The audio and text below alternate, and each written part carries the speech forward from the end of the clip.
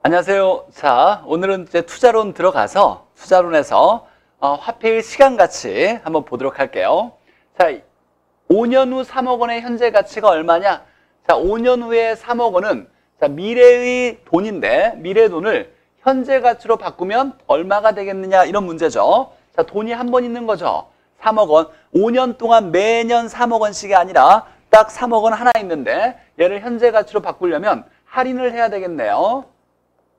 자, 이건 돈이 한 번 있으니까 일시불을 얘기하죠. 그래서 일시불의 할인을 얘기해요. 자, 그러면 이 3억 원을 나누기 일시불의 할인은 나누기 1 플러스 R의 N승으로 나누면 되겠죠. 물론 이걸 우리가 이렇게 3억 원을 여기에다가 분모에다가 1 플러스 R의 N승 이렇게 나눠도 똑같은 얘기죠.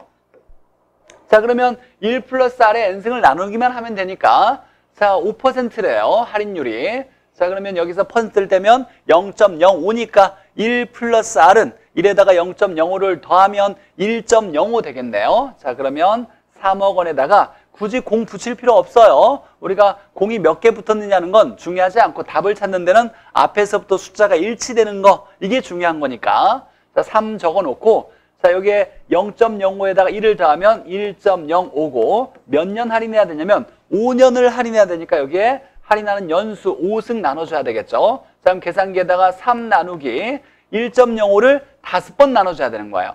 1. 나누기 1.05 나누기 1.05 나누기 1.05 나누기 1.05 나누기 1.05 이걸 5번을 할 수 있느냐 이게 중요한 거야. 이걸 5번을 실수하지 않고 할 수 있느냐 연습을 한번 해보라고 38회 때 나왔던 문제 유형이니까 한번 5번 나눌 수 있어야 되겠죠. 자, 그럼 제가 한번 나눠볼게요. 3 나누기 1.05 나누기 1.05 나누기 1.05 나누기 1.05 나누기 1.05 하면 23505 이렇게 나오네요. 자, 23505 이렇게 나오는데 여기서 반올림을 해서 숫자가 똑같은 거 봤더니 235가 있죠. 그럼 크게 고민하지 않아도 괜찮아요. 자, 그래서 답은 235 이렇게 찾으면 되고 자, 일시불의 할인은 자, 1 플러스 R의 N승을 나누고 우리가 할증은 1 플러스 R의 N승을 곱하고 미래로 보낼 때는 1 플러스 R의 N승을 곱하는 거고 일시불을 할인할 때는 1 플러스 R의 N승을 나누는 거죠. 자, 다음에는 아마 연금이라는 문제가 나올 거예요. 일단 간단히 일시불의 할인을 봤던 거고 자, 두 번째 문제. 자, 우리가 열심히 공부했죠. 1년 동안에 영업현금 흐름 매우 중요하죠. 투자론에서 우리가 부동산에 투자했을 때 임대료 수입을 돈의 흐름을 쭉 봤을 때 영업현금 흐름이라고 하는데 자, 가공기, 유비, 순부채, 전세후 이렇게 암기했을 거예요. 암기하는 방식이 좀 다를 수 있는데 자, 어찌됐거나 제가 가르쳤던 방식으로 한번 풀이해 보도록 할게요. 자, 임대주택 사업의 현금 흐름입니다. 세후가 얼마냐 이렇게 나왔네요. 세후가 얼마냐. 자, 그러면 이렇게 제가 암기했던 걸 한번 풀어볼게요. 가공기, 유비, 순부채, 부채 서비스액을 얘기하죠. 전세후 이렇게 해서 얘를 구하면 얼마냐라고 묻고 있는 거죠. 자, 그러면 계산하는 건 여기는 빼주고 다 빼주는데 기타 수입이 있다면 더해주는 거예요. 그래서 이렇게 계산을 해나가요.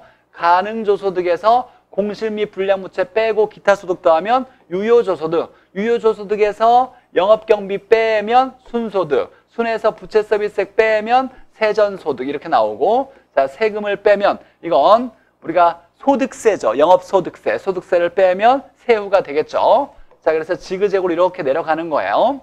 자, 그러면 필요한 것들 한번 계산해 보면 근데 문제에서 보니까 순소득부터 먼저 제시되었네요. 그러면 여기서부터 쓰면 되는 거죠. 그러면 역시나 이 위에 걸 안 해도 되니까 더 쉽게 문제가 나온 거고 자, 공이 6개가 다 붙어져 있으니까 6개 다 떼도 상관없겠죠. 그럼 6개를 떼고 보는 거예요. 나중에만 6개 붙여주면 되니까 그럼 순소득은 150원이라는 거예요. 이렇게 적어놓고 자, 부채 서비스액 굉장히 중요한 거죠. 자, 부채 서비스액과 똑같은 말이 뭐가 있냐면 부채 서비스액은 돈을 빌린 것을 부채라 그래요. 이 빌린 대가로 서비스로 줘야 되는 건 원리금을 얘기해요. 부채 서비스액은 원금과 이자를 더한 원리금을 얘기하고, 자, 이걸 다른 말로 뭐라고도 하냐면 저당 지불액이라고도 하고, 얘는 연간 융자 월부금이라고도 해요. 월부금이라고도 한다는 거. 자, 굉장히 중요한 단어예요. 영업 현금 흐름을 이걸 다 외웠다 하더라도 이 부채 서비스액에 대한 이 단어 뜻을 해석을 못해서 문제를 못 푸는 경우가 많이 있으니까 꼭 암기해놔야 돼요. 부채 서비스액은 원금과 이자를 합한 값, 원리금을 얘기하고 다른 뜻으로 저당 지불의 다른 말로 월부금이라고도 한다는 거.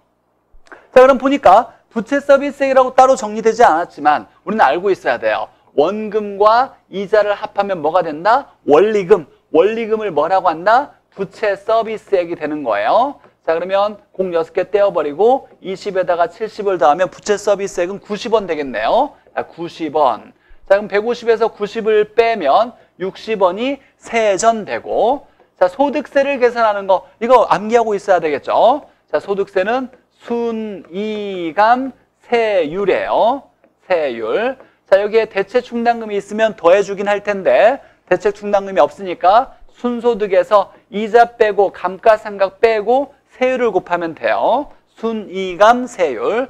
자, 순소득은 150원이라 했고, 자, 이자가 얼마냐면 70원이고, 감가상각이 10원이라고 나왔네요. 10원. 자, 세율은 0.2, 20%니까. 자, 그러면 60에다가 0.2를 계산하면, 자, 12가 되겠네요. 자, 그러면 소득세는 12원이고, 60에서 12원을 빼면 48원 이렇게 되겠네요.